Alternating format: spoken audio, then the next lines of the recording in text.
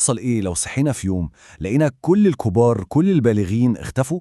يعني فجأة كده مفيش أب مفيش أم مفيش أي حد كبير. الكلام ده ممكن يبان خيال علمي، بس بالنسبة لشباب عيلة زونا دي كانت الحقيقة المرة اللي صحوا عليها في يوم من الأيام. تخيلوا بس معايا الموقف. الشباب دول راجعين بيوتهم، اللي من المدرسة واللي من الجامعة، وكلهم حماس وطاقة، وفجأة بيلاقوا البيوت فاضية تماما. هدوء غريب ومريب. أهلهم مش موجودين، مفيش أي أثر ليهم. الحاجة الوحيدة اللي سابوها وراهم كانت رسالة غامضة من جدتهم كبيرة العيلة، بتقول لهم لازم كلهم يتجمعوا في قصر العيلة الكبير فوراً. وطبعا الكل راح على القصر وهو مش فاهم أي حاجة.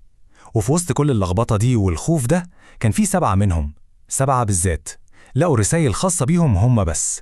الرسائل دي ما كانتش زي رسالة الباقيين، لا، دي كانت بتكلفهم بمهمة، بتعينهم كقادة جداد للعيلة كلها. طيب مين هم السبعة دول؟ خلونا نتعرف عليهم واحد واحد. هنبدأ بزينو.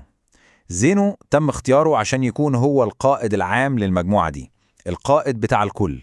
طب ليه هو بالذات؟ ايه اللي يخليه مناسب للمهمة دي؟ زينو ده شخصيته غريبة شوية. هو هادي جدا وعنده كاريزما وقوة كده، اللي هو تشوفه وتحس انه قائد بالفطرة. بس المشكلة او المفارقة العجيبة انه بيكره المسؤولية، ما بيحبش يشيل هم حاجة. يعني تخيلوا قائد مطلوب منه يقود عيلة كاملة في أكبر أزمة في تاريخها، وهو أصلا بيكره المسؤولية. صراع داخلي مش طبيعي.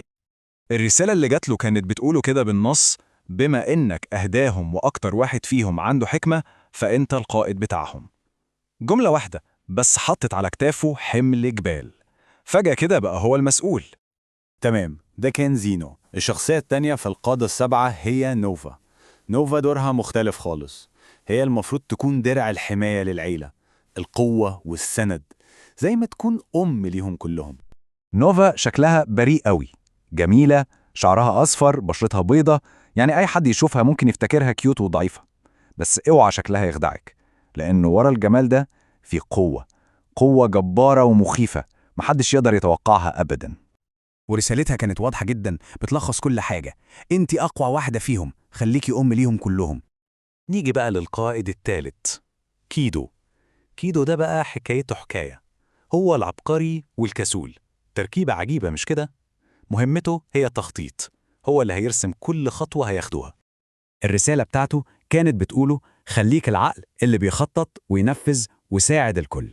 يعني ببساطة كيدو هو العقل المدبر للمجموعة دي. طيب نروح دلوقتي لزين. زين شاب لذيذ ومرح ودمه خفيف، بس في نفس الوقت ذكي جدا، ذكي بشكل يخوف.